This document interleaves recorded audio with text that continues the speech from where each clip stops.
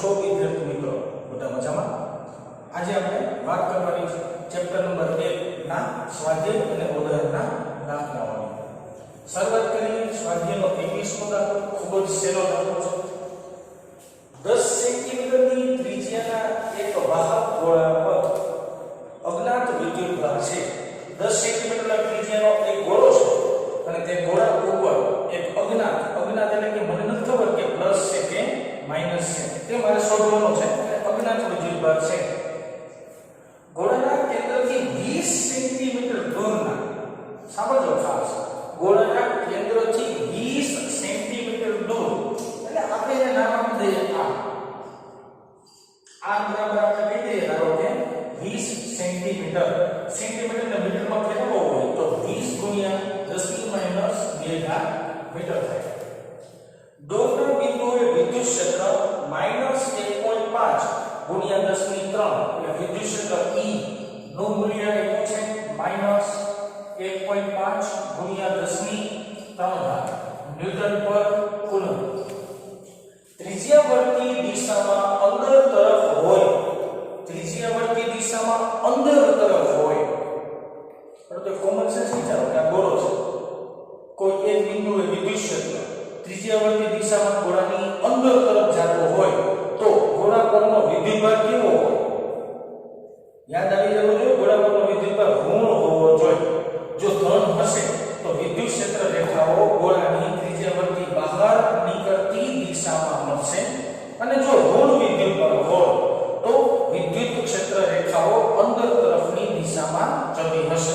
તો મને ખબર પડી કે ફાઇનલી કે મારે જે શોધવાનું છે તેની નિશાની શું હશે વિદ્યાર્થી મિત્રો? ઋણ હશે.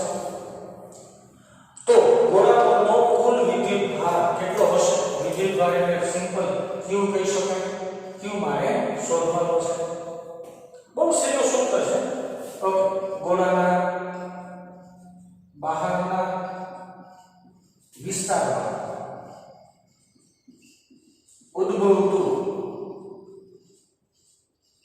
વિદ્યુત ક્ષેત્ર, ગોળાના બહારના વિસ્તારમાં ઉદ્ભવતું વિદ્યુત ક્ષેત્ર શોધવાનું મારી પાસે સિમ્પલ સૂત્ર છે. સૂત્ર આપણે લખી શકાય E = kq/r².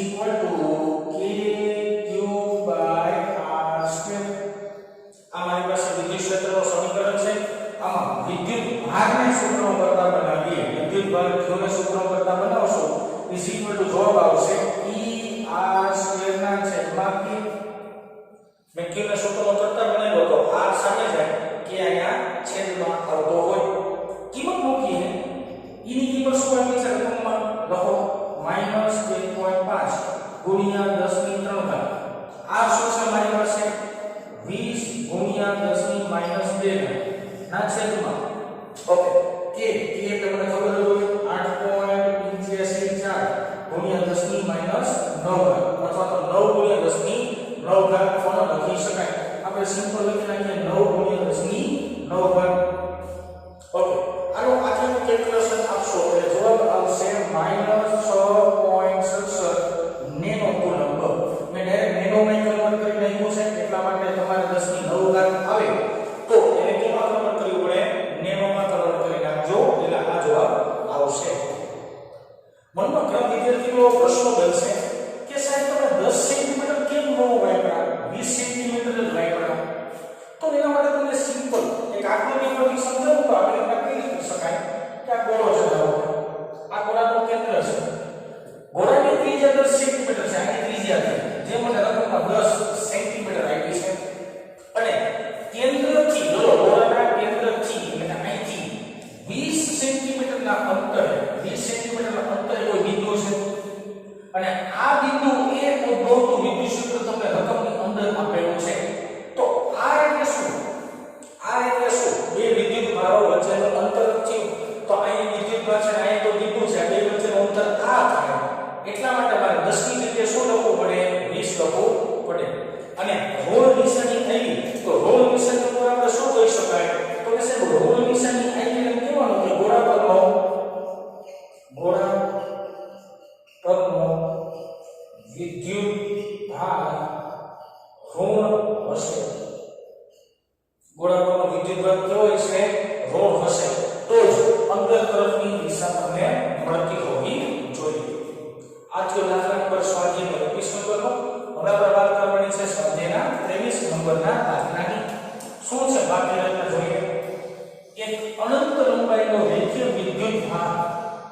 2 સેન્ટીમીટર અંતર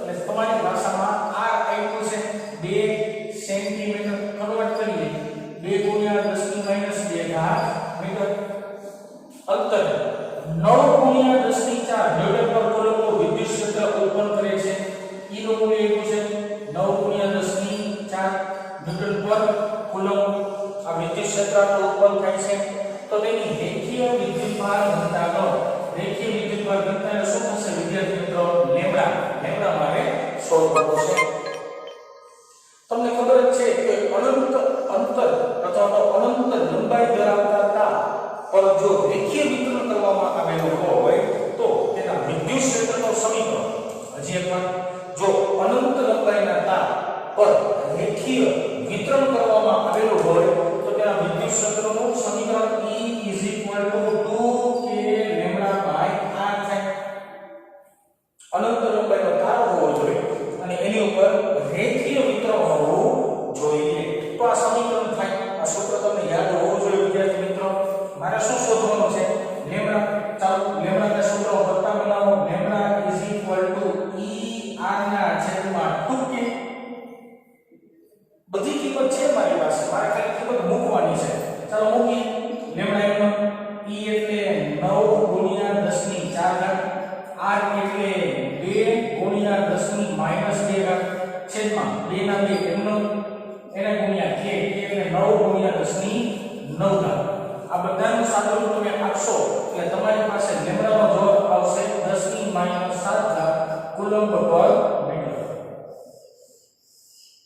કુલમ્બ પર મીટર કેવી રીતના તમને ખબર હોવી જોઈએ કારણ કે લેમ્ડા એટલે કે રેખીય વિદ્યુતભારની ઘનતા એના માટે આપણે વાક્ય રચના બોલતા કે એકમ લંબાઈ દીઠ વિદ્યુતભાર લેમ્ડા = q / m લખતા હતા એટલે એકમ આવશે કુલમ્બ બાય મીટર તો આ થયો દાખલા નંબર સ્વાધ્યાયનો 23 નંબર ત્યારબાદ વાત કરીએ હવે થોડા ઉદાહરણના દાખલાઓની હવે આપણે વાત કરવાની છે ઉદાહરણ નંબર 11 ઉદાહરણ નંબર 11 ની વાક્ય રચના વાંચીએ રકમ વાંચીએ શું કહે છે આકૃતિમાં વિદ્યુત ક્ષેત્રના ઘટકો E of x = alpha x raised to 1/2 વિદ્યુત ક્ષેત્રનું તમને કંઈક મૂલ્ય આપ્યું છે અને તે મૂલ્ય ખાલી x અક્ષ ઉપર જ છે એટલે સારી ભાષામાં એવું બોલી શકાય કે x અક્ષ પર વિદ્યુત ક્ષેત્રનું મૂલ્ય આ સમીકરણ અનુસાર બદલાય છે આગળ વાક્ય રચના જોઈએ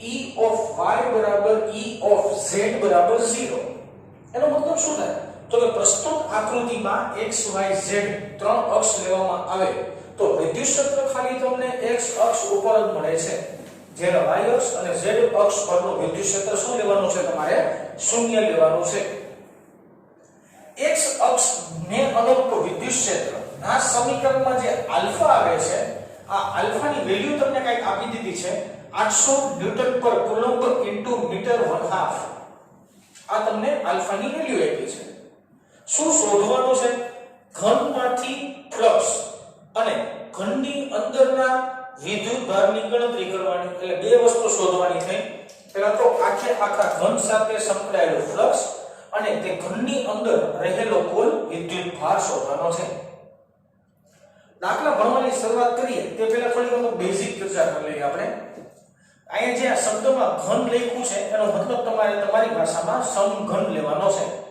તો પહેલા તો સમઘનને કેટલી બાજુ હોય એ આપણે વિચારવી પડે શાંતિથી ઇમેજિનેશન કરો હું અત્યારમાં કોઈ એક ક્લાસરૂમમાં ઊભો છું અને તમે અત્યારમાં કોઈ એક રૂમમાં બેઠા હશો તો રૂમની ફરતે જોવામાં આવે તો તમને કેટલી સપાટીઓ જોવા મળે જવાબ આવશે 6 કેવી રીતના સાહેબ ગણાવો તો કે સૌથી પહેલા એક જમણી બાજુની દીવાલ એક ડાબી બાજુની દીવાલ એક ઉપરની દીવાલ એક નીચેની દીવાલ કેટલી દીવાલ થઈ વિદ્યાર્થી મિત્રો 4 દીવાલ થઈ એક સામેની દીવાલ અને બીજી પાછળની દીવાલ ટોટલ કેટલી દીવાલ થઈ 6 એનો મતલબ એવો થયો કે સમઘનને કુલ 6 સપાટી હોય છે તો મારે શું કરવું જોઈએ તો કે પહેલી સપાટી સાથે સંકળાયેલું ફ્લક્સ બીજી સપાટી સાથે સંકળાયેલું ફ્લક્સ ત્રીજી સપાટી સાથે સંકળાયેલું ફ્લક્સ ચોથી સપાટી સાથે સંકળાયેલું ફ્લક્સ પાંચમી સપાટી સાથે સંકળાયેલું ફ્લક્સ અને છઠ્ઠી સપાટી સાથે સંકળાયેલું ફ્લક્સ બધી સપાટી સાથે સંકળાયેલું ફ્લક્સ શોધી લેવાય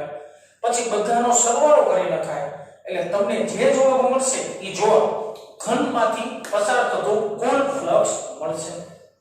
તો મારે શું કરવાનું? 6 સપાટીને અનુરૂપ વિદ્યુત ફ્લક્સ શોધવાનું, ત્યારબાદ તે બધાનો સરવાળો કરવાનો, જે જવાબ આવે એ જવાબ સમઘન સાથે સંકળાયેલો કુલ ફ્લક્સને રજૂ કરતું હશે. તો દાખલાની શરૂઆત કેવી રીતના કરવી એ તમને અંદાજો આવી ગયો હશે. હવે દાખલો લખવો નથી, પહેલા મારે તમને દાખલો સમજાવવો છે કેવી રીતના. તો થોડું આપણે જોઈએ. આકૃતિ ધ્યાનપૂર્વક જોજો. આખી આકૃતિમાં વિદ્યુત ક્ષેત્રની દિશા એક જ છે, એક જ એટલે કે E of x, એક જ દિશામાં વિદ્યુત ક્ષેત્ર એપ્લાય થયેલું છે અને જે દિશા આ બાજુની દિશામાં છે. હું થોડુંક આને સાઈડમાં લખવાનો પ્રયત્ન કરું છું. વિદ્યુત ક્ષેત્ર આ દિશામાં છે, જે આપણે ખાસ ધ્યાનમાં રાખવાનું છે. y અક્ષ અને z અક્ષ પરનું વિદ્યુત ક્ષેત્ર શૂન્ય રકમમાં આપેલું છે. સાઈડ આપણે સમજાયું કે સમઘનની 6 સાઈડ હોય તો 6 એ 6 બાજુ સાથે સંકળાયેલું ફ્લક્સ આપણે વારા ફરતા શોધીએ. જો ધ્યાન આપો, ફ્લક્સ શોધવાનું સૂત્ર શું સાહેબ? તો કે phi Ea cos θ. થીટા એટલે શું ભાઈ? તો કે E અને A વચ્ચેનો ખૂણો થાય. બરાબર ને? આ સૂત્રમાં ભૂસી નાખીશ, ખાલી તમારી જાણકારી માટે આ બોર્ડ પર મેં દર્શાવેલું છે. ચાલો સૌથી પહેલા આવીએ પેલી સપાટી માટે. હાલો, મને આકૃતિમાં આ સપાટી ગઈ નહીં તો મેં ઉપરની એક સપાટી લીધી.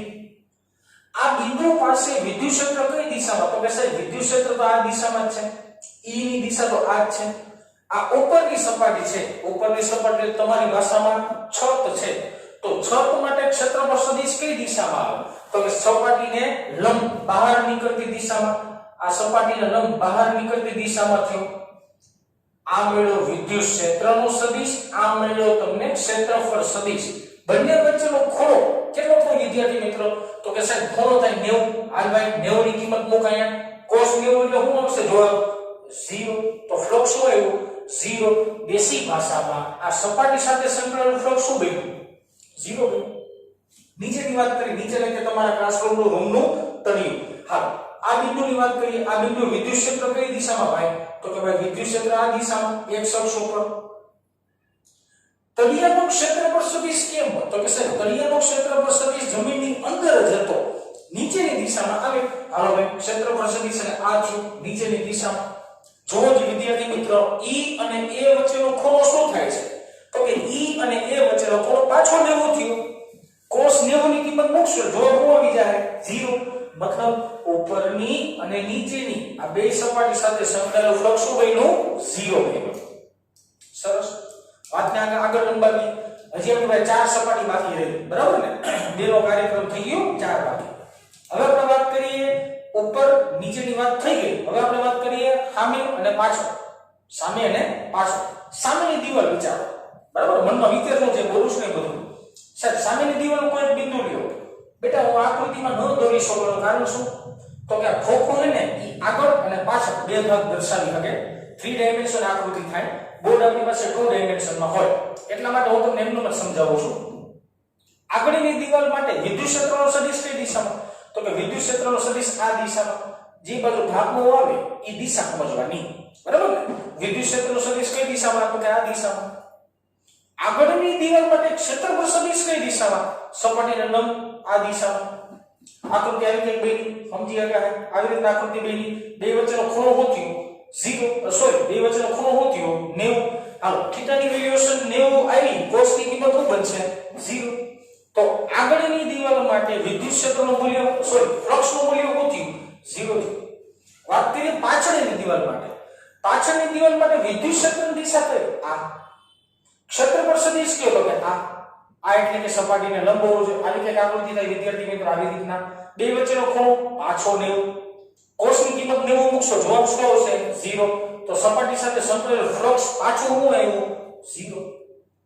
4 સપાટી સાથે સંકળાયેલું ફ્લક્સ શૂન્ય થયું. હજી એકવાર કઈ 4 સપાટી પાછી યાદ રાખજો? ઉપરની, નીચેની, સામેની અને પાછળની. ડાબી અને જમણી હજી બાકી છે, પણ આ 4 સપાટી સાથે સંકળાયેલું ફ્લક્સ શૂન્ય થયું.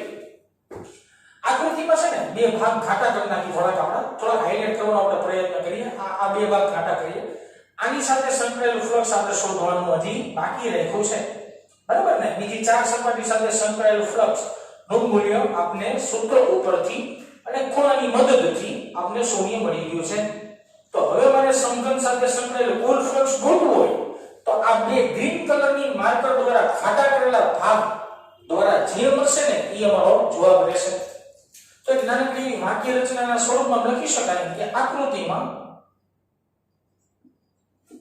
છાयांकित એટલે ઘાટો કરેલો, છાयांकित ન કરેલા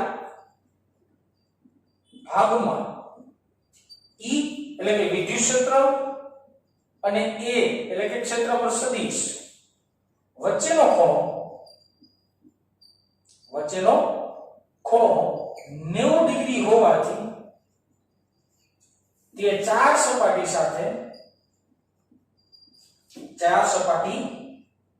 સાથે સંકળાયેલું વિદ્યુત ફ્લક્સ શૂન્ય બનશે. આ થોડું વાક્યરચનામાં લખી નાખી કે એનો શૂન્ય થવાનો મતલબ શું? તો કે ભાઈ ખૂણાનું મૂલ્ય 90 થતું હતું, E અને A એકબીજાને લંબ હતા, તો આપણે એમ કહી શકીએ કે તે સપાટી સાથે સંકળાયેલું ફ્લક્સ શૂન્ય હશે. હવે આપણે વાત કેની કરવાની છે? તો કે લેફ્ટ હેન્ડ સાઈડ મારી ડાબી બાજુ અને મારી જમણી બાજુ આ બે સપાટી સાથે સંકળાયેલું ફ્લક્સ શોધવાનું છે. અને પછી એનો સિમ્પલ આપણે શું કરશું વિદ્યાર્થી મિત્રો? સરવાળો કરશું. લેફ્ટ અને રાઈટ એવું કંઈક લખી નાખીએ થોડો, બરાબર ને? એટલે વાત ખબર પડે. તો સૌથી પહેલા આપણે લેફ્ટ સાઈડ માટે L સાથે સંકળાયેલું વિદ્યુત ક્ષેત્ર, પહેલા તો L એટલે કે લેફ્ટ સાઈડ. વિદ્યાર્થી મિત્રો L નો મતલબ કોઈ નામ નથી આપ્યું, લેફ્ટ સાઈડ ની સપાટી છે એટલે મેં L કીધું છે. L સાથે સંકળાયેલું વિદ્યુત ક્ષેત્ર ગોતીએ, ત્યારબાદ વિદ્યુત ફ્લક્સ ગોતી લેશું, બરાબર ને? ચાલો, વિદ્યુત ક્ષેત્રનું સૂત્ર મારી પાસે શું છે? તો કે આ લખો EL, L લખવું પડશે, L સાથેની વાત છે એટલા માટે આલ્ફા એટલે આલ્ફા, x એટલે x અને એની પાછળ 1/2 ઘાત. વિદ્યાર્થી મિત્રો x એટલે શું છે? તો કે અંતર છે.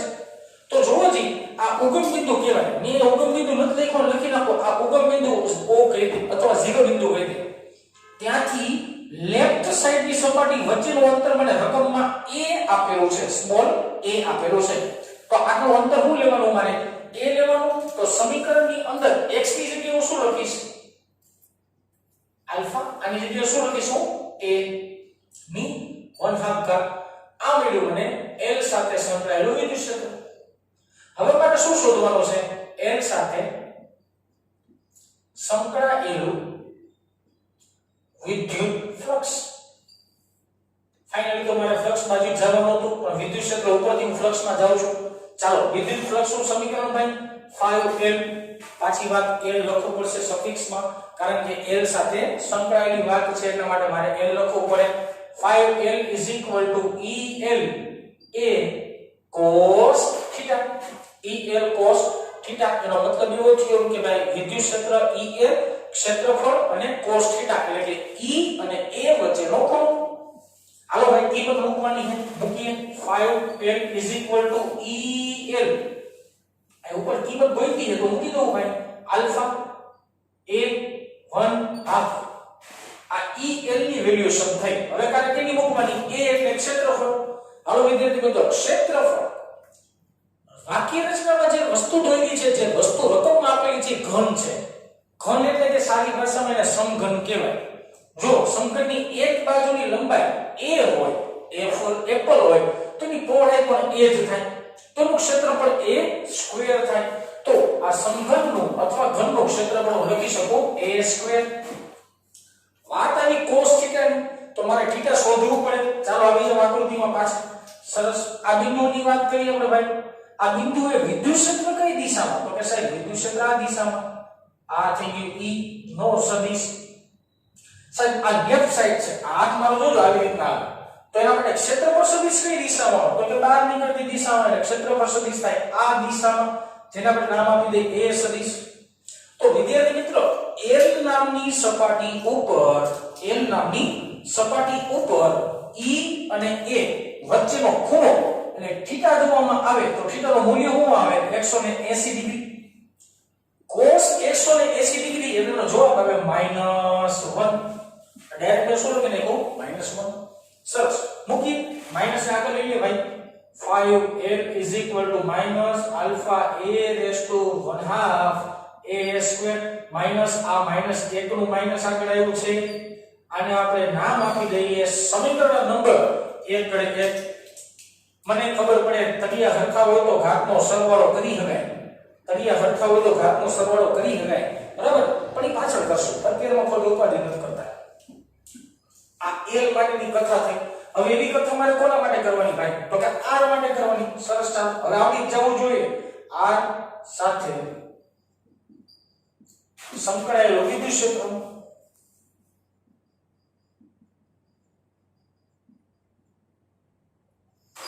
બેટા દાખલો હંમેશા કોઈ પણ દાખલો શરૂ થાય ને ત્યારે દાખલો કેમ ગણાય ને એની મેથડ અથવા હું દાખલાની અંદર કેવી રીતના સ્ટેપ બનાવીશ ને એ આખી રજૂઆત મેં તમને સ્ટાર્ટિંગમાં જ કહી હોય. તો જો શક્ય હોય ને તો દાખલાની રકમ પહેલા સમજી લેવાની, આકૃતિ સમજી લેવાની, પછી દાખલો હાથે ગણવાની ટ્રાય કરવાની પ્રેક્ટિસ થશે, બરાબર ને? અને ન આવડે તો પછી વિડિયો આગળ વધારશો એટલે ખબર પડી જવાની હશે. આ યાદ રાખવાનું ખાસ. ઓકે, r સાથે સંકળાયેલું વિદ્યુત ક્ષેત્ર મુખ્ય કિંમત ભાઈ E of r બરાબર વિદ્યુત ક્ષેત્ર આ સમીકરણ અનુસાર બદલાય છે alpha x raised to 1/2. આવો ભાઈ ઈઝી ગોઈંગ છે. E of r બરાબર આલ્ફા માં હરીરત કરવાની, x એટલે ઉગમ બિંદુએથી અંતર. હાલો ભાઈ આવી જાવ, આટલું અંતર a, આટલું અંતર પાછું a, a વત્તા a જવાબ આવે 2a. 2a ની 1/2 ઘાત. કૌંસમાં ધ્યાન રાખવાનું, 2 ને કૌંસની બહાર રાખીને એને અંદર રાખો તો મતલબ અલગ આવે. આ મળ્યું મને આ બિંદુ પાસે વિદ્યુત ક્ષેત્ર. સરસ, હવે મારે શું ગોતવાનું હોય તો કે r સાથે સંકળાયેલું વિદ્યુત ફ્લક્સ. r સાથે સંકળાયેલું વિદ્યુત ફ્લક્સ. r સાથે સંકળાયેલું વિદ્યુત ફ્લક્સ. ચાલો ગોતી, બહુ ઈઝી ગોઈંગ છે. r સાથે સંકળાયેલું ફ્લક્સ મારી પાસે સૂત્ર છે 5r = ERA cos θ. ER માં મને બીક લાગે એમ નથી, ER માં બીક નહીં લાગે કારણ કે ER ને અહીંયા ગોતી લીધું છે. આનો મુખ્ય કિંમત ભાઈ 5r ER બોલે તો આલ્ફા કૌંસમાં 2a ની 1/2 ઘાત. ER નો કાર્યક્રમ પૂરો થાય. વાયુ a એટલે કે એરિયા એટલે કે ક્ષેત્રફળ. આકૃતિમાં સંગમ તો એમ જ છે, સંગમ થોડો ઘરે રહ્યો ગયો તો ક્ષેત્રફળ તો ઉપર જે મળ્યું એ નીચે મળે, તમારી ભાષામાં a સ્ક્વેર. વાય વાત આવી cos θ ની. θ એટલે કે e અને a વચ્ચેનો ખૂણો. આવો પાછા આ બિંદુએ વાત હાલતી હતી, આ બિંદુએ વિદ્યુત ક્ષેત્ર તો કે સાહેબ આ દિશામાં બધી નથી આપવાની કાંઈ, કારણ કે એ ફિક્સ દિશા જ છે. હાલો આ સપાટી છે આ, હવે આ સપાટી સમજો ને, લેફ્ટ એટલે આ, રાઈટ એટલે આ સપાટીએ ક્ષેત્રફળ સદિશ બહાર નીકળતી દિશામાં. સરસ, ચાલો હાલો અહીંયા આવી ગયો a સદિશ. મને કયો e અને a વચ્ચેનો ખૂણો કેટલો દેખાય તો કે 0 ડિગ્રી ને. 0 ડિગ્રી હોય તો cos 0 ની વેલ્યુએશન શું આવે? 1 ગણે 1. લખવું જ નથી મારે, પણ હું લખી નાખું, મારા મનને શાંતિ મળે એટલે મેં 1 લખી નાખ્યો. ગોળાકારમાં હોય ન હોય, રાખો ન રાખો કાઈ ફેર નહીં પડે, લખી નાખીએ ફાઇનલ આન્સર 5r = 2a ની 1/2 ઘાત into a સ્ક્વેર. આ મેળવ્યું મને સમીકરણ નંબર 2. નામકરણ કરી નાખીએ સમીકરણ નંબર 2. મારો પ્રશ્ન શું છે? પ્રશ્ન એવો કઈ છે, પ્રશ્ન એવો કઈ એટલે શું તો કે ઘન સાથે સંકળાયેલું, આખા ઘન સાથે સંકળાયેલું કુલ ફ્લક્સ શોધવાનો છે. તો જેટલા ફ્લક્સ લઈ જાય બધાનો શું કરી નાખાય? સિમ્પલ સરવાળો. પણ સાહેબ ચાર સપાટી સાથે સંકળાયેલું ફ્લક્સ કેટલું મળ્યું છે તો કે સાહેબ ચાર સપાટી સાથે સંકળાયેલું ફ્લક્સ તો 0 છે. તો દેશી ભાષામાં સરવાળો થયો કોનો? 5l અને 5r નો. તો હું 4 વાર 0 નો સરવાળો ડાયરેક્ટ કરીશ જ નહીં. ઈ મેં આ 3 લીટીમાં બધી વાત કરી લીધી, બરાબર ને? ઓકે, હવે આપણે હેડિંગ આપીએ સમઘન અથવા ઘન સાથે સંકળાયેલો કુલ વિદ્યુત ફ્લક્સ. સમઘન સાથે સંકળાયેલો કુલ વિદ્યુત ફ્લક્સ આપણે ધારો કે કહી દઈએ 5 તો 5 લખીએ કે 5L 5R બીજા બધા લખી શકાય તમે 5 1 5 2 5 3 5 4 5 6 આવી રીતના નામ આપો અને 4 ના 0 લખો અને બીજી બે ની કિંમત લખો એના કરતા મેં ડાયરેક્ટ જ કરી નાખ્યું છે સમીકરણમાં બરાબર ને એટલે શું કીધું મારું ઓકે 5 5L બોલે તો કે 5L બોલે એટલે minus alpha a raised to 1/2 into a square આ કિંમત ઉપાડી મૂકી મેં બીજું કઈ નથી કર્યું બરાબર ને 5R એટલે તો કે સાહેબ વચ્ચે સરવાળાની નિશાની ઉપરથી આવી અને 5R એટલે આલ્ફા બ્રેકેટ ની અંદર 2 a ની 1/2 into a square આમાં એક કામ કરો કોમન કાઢવું હોય ને કોમન કાઢી શકાય તમારે જે કોમન કાઢવું હોય તે કાઢી શકાય સમીકરણને આટલા ભાગનો સારી રીતે લખી નાખો આટલા ભાગનો સારી રીતે લખીશ તો તમને એમ નથી સમજાય યાર જો કેવી રીતે સમજાવો સાહેબ 2a આખાની 1/2 તો આમ થઈ ગયું ને ખરેખર તો √2a 1/2 ખરેખર તો શું લખાય √2a 1/2 સાહેબ આમાંથી કોમન કેટલું નીકળે કાઢો તો હટાવી હાલો જો આલ્ફા કોમન બરાબર ને a ની 1/2 common a square common bracket ની અંદર અહીંયા બધે -1 એને લખો પાછળ આગળ લીધું √2 -1 હજી એકવાર વાત રિપીટ કરું અહીંયા વધે -1 અહીંયા વધે √2 ને મેં આગળ લખ્યું અને -1 ને મેં પાછળ લખ્યું આટલો મેં ચેન્જીસ કર્યો ખાલી આગળ પાછળ પદ ને કર્યું બીજું કઈ નથી કર્યું હાલો સરસ સાદુરૂપમાં જાય અહીંયા બેટા સાદુરૂપ આપવું તો આપી શકાય અહીંયા સાદુરૂપ આપી શકાય પપ્પાની નહીં ડાયરેક્ટ છેલ્લે જતા કેલ્ક્યુલેશન પ્રમાણમાં નાનું બને તો આલ્ફા a ની 1/2 a સ્ક્વેર આવ √2 ની કિંમત 1.414 -1 કેલ્ક્યુલેશન માં કરશો અહીંયા જવાબ આવી જાય 0.414 આવો જવાબ આવ્યો અહીંયા આલ્ફા a 1/2 a સ્ક્વેર બરાબર 5 આટલો છે રેડી ને ઓકે સરસ હવે તળિયા હરખા હોય તો ઘાતનો શું કરવો પડે સરવાળો કરવો પડે તળિયા હરખા હોય તો ઘાતનો સરવાળો તળિયા સરખા હોય તો ઘાતનો સરવાળો હાલો કેવી રીતના 5 આલ્ફા a raised to 5/2 6 લાગી કે નો લાગી હે નો લાગી હોય તો સાઈડમાં અહીં લખું પણ પછી કેલ્ક્યુલેશન ભૂસી નાખીશ બરાબર ને બહુ મોટું નહીં કરો ઓકે હવે જો a ની 1/2 ઘાત છે વત્તા આ a ની 2 ઘાત છે આ બેના તળિયા એટલે બેઝ ઇંગ્લિશમાં જેને કહેવાય એ બેનો બેઝ સમાન છે સમાન એટલે a અને a તો ઘાતનું શું કરી નાખે ડાયરેક્ટ સરવાળો આવો 2 વત્તા અડધું 2 વત્તા અડધું અઢી એટલે 2.5 સારી રીતના લખવું હોય તો 5/2 સારી રીતના લખવું તો કરાય 5/2 હવે તમને જો કે સમજાય જતું હોય છતાંય અહીંયા બ્રેકેટ ની અંદર આવ્યું 0.414 વિદ્યાર્થી મિત્રો બધી કિંમત આપણી પાસે છે જ મૂકો આલ્ફા બોલે તો આર્યો મૂકો ભાઈ 800 પછી સાહેબ a બોલે તો આર્યો ભાઈ લખો 0.1 પર એની ઘાત કેટલી 5/2 સાહેબ 0.414 તો એમનો મન છે એમાં તે મારે હરી કરવાની થાતી નથી હવે આ બે તો તમે કેલ્ક્યુલેટરમાં કરી નાખો આ કેલ્ક્યુલેટરમાં થઈ જ જાય મેં તમને ઘનમૂળ માટે શોર્ટકટ શીખવાડેલું છે તો ઘનમૂળમાં ભાગ્યા 3 કરતા ને જે જગ્યા એ જગ્યાએ ભાગ્યા 5 કરી નાખવાના ઘનમૂળની મેં આખી રીત તમને સમજાવેલી છે યાદ આવતું હોય તો √10 વાર -1 ભાગ્યા 3 +1 ગુણ્યા બરાબર 10 વાર આ રીત વાપરવાની જ્યાં ભાગ્યા 3 કરતા હતા ને એ જગ્યાએ ભાગ્યા 5 કરી નાખવાના એટલાનો જવાબ આવે પણ તોય હજી નથી સમજાતું તો શું કરે ખબર 0.1 ગુણ્યા 0.2 ગુણ્યા 0.3 0.1 ગુણ્યા 0.1 ગુણ્યા 0.1 ગુણ્યા 0.1 ગુણ્યા 0.1 0.1 ને કેટલી વાર ગુણવાના 5 વાર ગુણવાના બરાબર કઈ જવાબ આવ્યો જે જવાબ આવે ને એનો હું લઈ લેવાય વર્ગમૂળ લઈ લેવાય એટલે તમને આનો જવાબ મળશે અને આખા કેલ્ક્યુલેશનના અંતે જવાબ આવે 1.047 ફ્લક્સ છે તો ફ્લક્સનો એકમ થાય ન્યૂટન મીટર સ્ક્વેર પ્રતિ કુલમ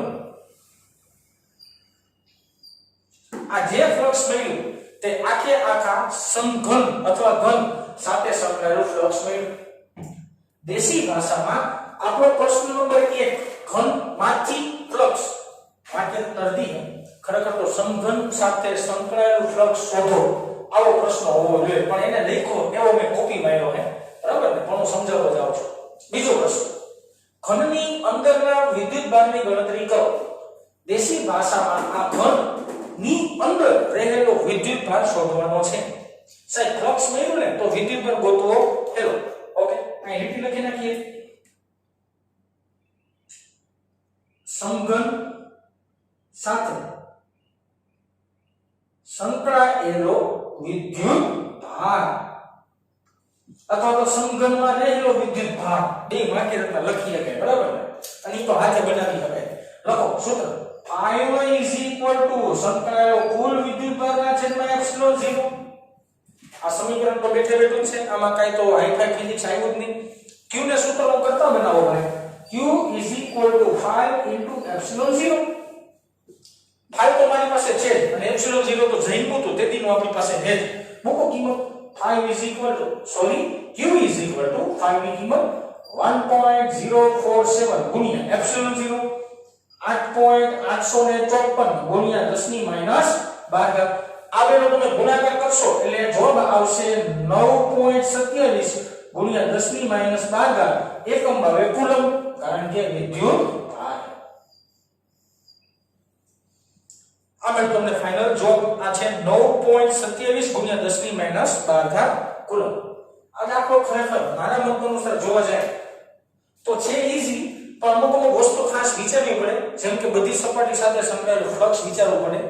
અને બીજી વાત વિદ્યાર્થી મિત્રો, કોઈવાર વિચારજો, હું તમને જસ્ટ ખાલી હિન્ટ આપવા માટે વાત કરું છું. અહીંયા ત્રિકોણ મૂકો તો શું થાય?